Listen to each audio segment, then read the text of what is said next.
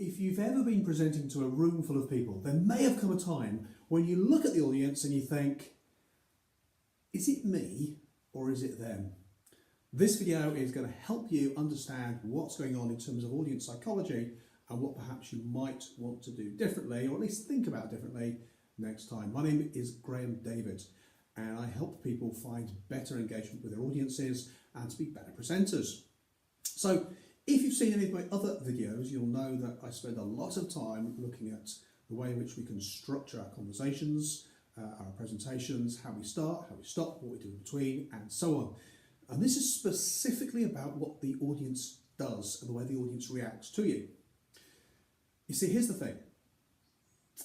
If you're trying really, really hard to be a good presenter, and I've got to assume you are because you're watching this video, thank you for that, then sometimes it's a little bit disheartening when you look at a room full of people and you think, what's going wrong? Why do they just not seem to want to get involved? Why are they not engaging as much as I like? Why do some people not want to answer questions or get involved? What is it that needs to change? And actually, sometimes it's just the way the audience is. And in fact, this is what I'd like to think about the very next time you present. So typically, there are 3 types of people in an audience. Now, there are many, many, many types of people. That's fantastic. But in an audience setting, people tend to default to one of 3 types. So the first type is what we'll call the enthusiast. I'll tell you about the 3 and I'll tell you a bit about each in a moment. The second type of person you see in an audience is what we call the holiday maker. And the third type is what we call the prisoner. So the enthusiast is the person who wants to be there, who's engaged, who wants to take notes, who wants to get the most they can from the session.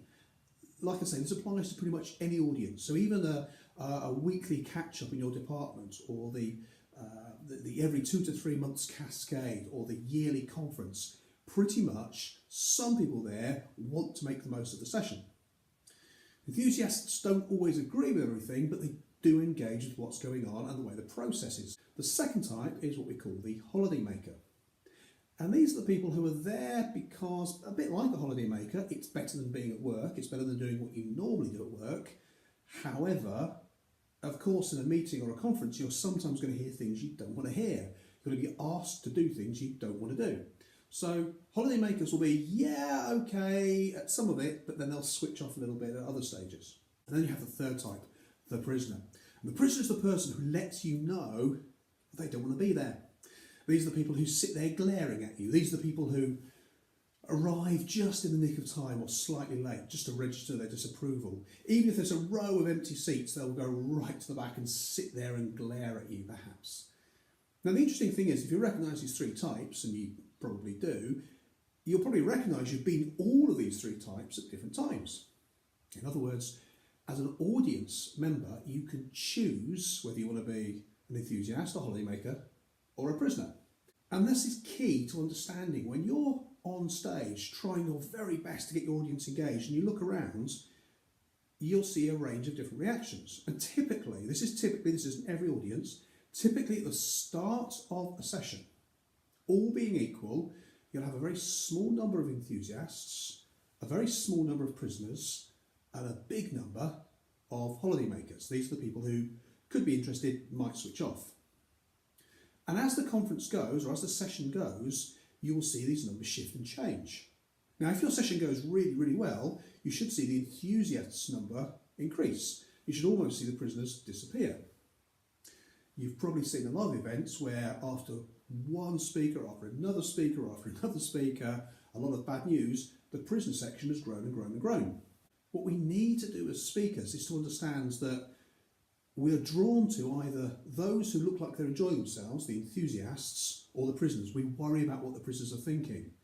And that means there's a large group of people in the middle, the holidaymakers, who are open to being persuaded or engaged one way or another. So actually, the knack, when you have a large audience, you're thinking, is it me or is it them? And assuming you're doing everything you possibly can to deliver the best session you can, and if you need some help, please watch some other videos. If you're doing everything you can, then most people are happy to go towards the enthusiast side. However, if you spend your time stressing and worrying about what's generally quite a small number of prisoners, guess what? That number starts to go, great, this is fantastic. I'm sitting here like this, I'm going to do a bit more of that. And that group actually starts to increase. So, short video, simple idea, but massive ramifications if you can understand this. Your audience is open to enjoying the session and having a useful, powerful conference, meeting, briefing with you. But if you spend your time looking at just enthusiasts or just the prisoners, you're going to ignore the bulk of the room. Now, final thought. Sometimes an event gets so well known, so positive, it gets a lot of uplift. So let's think of the annual conference. Let's say you have a great annual conference where you work. You often start with a much bigger number of enthusiasts. You're still going to have some holidaymakers and some prisoners. Sometimes you get used to an event being pretty much all prisoners, and it can be really disheartening. So the knack is to treat everyone as though they're an enthusiast. So even if you're delivering something to somebody who's just glaring back at you, you continue as though everything is fine. Sometimes it is the audience, but you as the speaker have to assume that they want to be there and they're enthusiastic, and you'll start to notice that those different percentages shift and change during the meeting. So hope that's of use to you. I would love to hear your comments, your likes, your shares as always. And if you'd like to see more videos from me, please do look at the Graham Davids channel on YouTube, where all of these videos are available for you to review as you wish. Thanks very much. Talk to you soon. Thank you.